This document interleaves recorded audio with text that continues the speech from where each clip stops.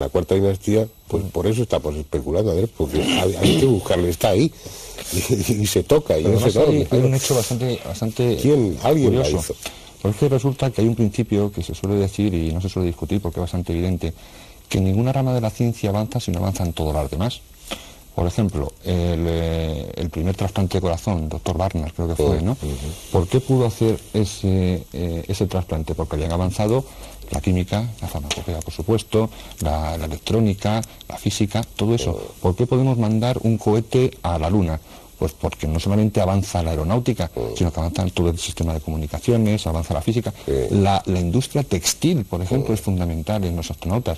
Y tampoco te imaginas que un astronauta se lleve en la cápsula unas gallinas que tengas allí que matar y comérselas, porque también incluso, yo no sé si hay una ciencia gastronómica, pero también aporta su conocimiento y sus adelantos para que esta gente coma ahí arriba con toda la garantía del mundo. En cambio, en Egipto nos encontramos con una... lo que no hay. Pero es un Egipto que, ya termino, existe lo máximo en ingeniería, lo máximo en arquitectura, pero luego falta todo el sistema de comunicaciones, todo el sistema de todo lo demás, todas las demás ciencias, lo cual es una isla anacrónica absolutamente, que lo decía antes Fernando en la presentación. Quizá tendremos que plantearnos si eso está colocado ahí, no fue construido por Keops y Keops fue un usurpador de ese monumento, que se hizo enterrar ahí, pues como grandes dignatarios de todos los tiempos han hecho enterrar en catedrales, la única explicación en basílicas. sería que eso estuviera de antes, hecho por otras civilizaciones, o la solución de los extraterrestres. Por lo menos vamos a centrar el tema en que no lo pudieron hacer. Eso no lo pudieron hacer ellos. Pero es que el problema es que nosotros, con nuestra tecnología moderna, tampoco podríamos hacerlo. Nosotros en nuestra era espacial y en el máximo de ciencia que tenemos sería imposible. Y lo bueno que tiene Egipto es que no solamente vamos cuatro por ahí diciendo cosas de Egipto, es que se están incorporando científicos de todas las ramas para el estudio de las pirámides, y se están incorporando biólogos y están sacando cosas impresionantes. Entonces claro, el problema de las pirámides no es que un arqueólogo, que es una profesión preciosa y que tiene todo, no sé, a mí me encantaría haber sido arqueólogo, como supongo que a muchos de los que estamos aquí, pero un arqueólogo no puede valorar cómo se meten 3 millones de bloques de piedra en 20 años, que fue el tiempo de duración de Keops, poniendo un bloque cada minuto. Y hacer una rampa que mide no sé cuántos, para eso no va un arqueólogo. En el templo de Komombo, por ejemplo, se encuentra un instrumental quirúrgico. El arqueólogo tiene que descubrir eso, pero luego tendrá que ser la medicina la que diga cuál es el grado de perfeccionamiento de la medicina en aquella época. Pues entonces, para construir la Gran Pirámide no tendrán que ser los arqueólogos los que digan cómo se hizo, sino tienen que ser los ingenieros y tienen que ser los arquitectos. Cuando preguntas a un arquitecto cómo se puede construir o cómo él construiría la Gran Pirámide, pues prefiere hacer lo que tú has dicho en el documental. Dice, no, prefiero hacer una valla que rodee toda la península ibérica de 6 metros de altura. Porque es que hay que tener en cuenta que si estamos hablando de una pluma, efectivamente hoy en día hay plumas que pueden levantar un peso cercano al eje principal de 15 toneladas, pero si la Gran Pirámide mide 230 metros, la pluma que tiene que estar aquí para elevar un bloque de 60 toneladas en el centro tiene que tener un brazo de 115 metros como mínimo. El peso al final de esa palanca es un peso... Yo creo que el problema de las pirámides empieza con la maldición, ¿no? De las pirámides, y a partir de ahí ya todos son especulaciones, todos son no explicaciones de lo que es. Y surge en el tema de las energías, del poder de las pirámides, de las mediciones. Esto es mucho más antiguo que toda la época de Descartes, de los descubrimientos estos que se hicieron, la tumba de Tutankamón y todo esto, ¿no? Porque estamos hablando de que Al-Mamun, que fue el que en teoría, históricamente, el que abrió el túnel y consiguió llegar al interior de la pirámide, lo picó él y no descubrió ningún cadáver dentro, que eso también tenemos que poco verlo. Estamos hablando que en el siglo IX, que fue aquel hecho, ya Al-Mamun iba buscando una especie de saber oculto en la Gran Pirámide, que como decía Nacho antes, era un saber que se iba transmitiendo oralmente generación tras generación y que atribuía a la Gran Pirámide unos conocimientos incluidos en sus proporciones, incluidos en sus medidas, relacionados con la astronomía, por ejemplo. Ya en la época antigua ya se tenía la sensación, o el conocimiento, o el recuerdo, o la tradición de que la Gran Pirámide era mucho más que un monumento arquitectónico.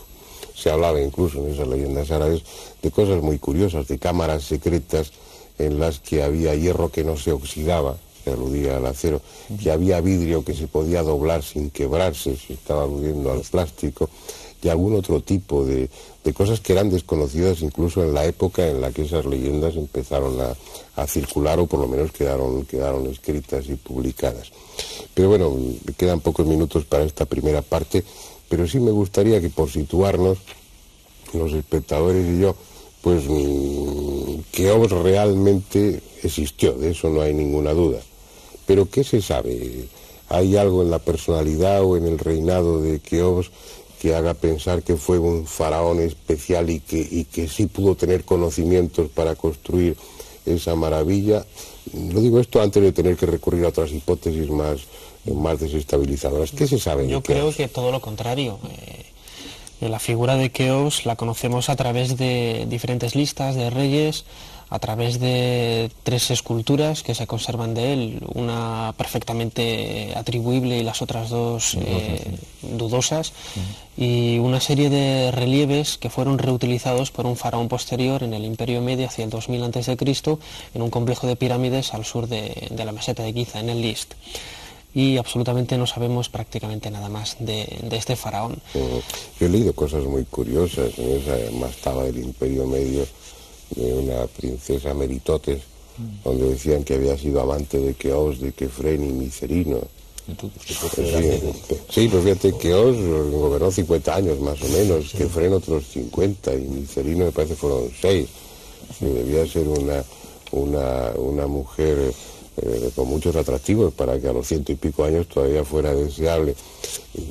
Esta anécdota la cuento porque tampoco en la época egipcia, del Egipto antiguo, da la impresión de que sabían mucho de Keops, ¿no? No se sabe prácticamente nada. Sí, incluso la estela del inventario, una estela que apareció muy cerquita de la Esfinge, en la meseta de Giza, junto a la Gran Pirámide, también habla de una forma ambigua de la figura de Keops. En la primera parte del texto da a entender que la Gran Pirámide ya estaba construida ahí cuando Keops reinó, y seguidamente sigues traduciendo y ves que el texto le atribuye la Gran Pirámide, vamos, incluso... Habla de la Gran Pirámide como templo de Isis. Como templo de Isis. Y dice que cuando llegaban los grandes dignatarios de otros países a visitarle, les llevaba a ver el templo de sus antepasados. Es una estela que bueno, está en el Museo del Cairo. Yo todavía no la he encontrado, Nacho, tú me parece que tampoco la has encontrado, pero hay referencias en algunos libros sobre esa estela. Y entonces, bueno, ya tenemos una base como para pensar que Keops ya decía que estaba construida, y lo que fue usurparla, ¿no? Lo que pasa es que hay un dato bastante curioso. Si tú comparas las pirámides de la tercera dinastía con las pirámides de la quinta dinastía, no tienen nada que ver. Son muy parecidas. Ah, de la ¿Sabes? quinta dices. De la tercera a la quinta son muy parecidas, o sea, es una evolución correcta. En cambio, la cuarta dinastía se eleva ahí por una isla absolutamente anacrónica en tiempo y en la tecnología. La primera pirámide que se data en la historia de Egipto, en la época de Zoser, la pirámide escalonada, en 35 años aparece la pirámide roja, la del padre de Snofru, en Dashur, al poco tiempo la Gran Pirámide, y es un salto evolutivo en apenas 60 años, que incluso mucho más impresionante que la evolución que podemos haber tenido nosotros en pleno siglo XX, con la tecnología de 1900. Los telespectadores ahora mismo, por lo menos yo, la conclusión es de que todos creéis que eso no es una obra terrenal, ¿o no? Claramente. No es egipcia, o sea, no es egipcia de la época del cobre, o sea, sabemos que está ahí. ¿Ha hecho la raza humana? No sé, eso podemos valorarlo luego. En una civilización de la que no queda nada conocido. La Gran Pirámide. Si das una vuelta por el Museo del Cairo y ves qué herramientas se utilizaban en la cuarta dinastía, es imposible hacer. Es imposible hacer lo que está haciendo. O sea, que hay dos soluciones para concluir. O nos las han dado los extraterrestres, o es una civilización absolutamente perdida que ha dejado ahí las 2 pirámides. Las pruebas dicen claramente eso, lo que pasa es que los arqueólogos no quieren aceptarlo. Bueno, pues si estáis de acuerdo, y nuestros espectadores también, vamos a ver esa segunda parte del documental. Ahora sí que hay datos suficientes para discutir un ratito, ¿no? Yo creo que está claro que la Gran Pirámide es esa obra imposible, por lo menos desde el punto de vista histórico, arqueológico y demás. Y eso que en este reportaje, por razón de tiempo, se han expuesto solo unos cuantos aspectos desconcertantes de ese monumento. Bueno, vamos a ver, ¿cómo se pudo hacer? cómo se movieron esas piedras, cómo se orientó de esa manera, cómo hay medidas ahí registradas sin ninguna duda y medidas que tienen un carácter matemático y astronómico que... A mí me enseñaron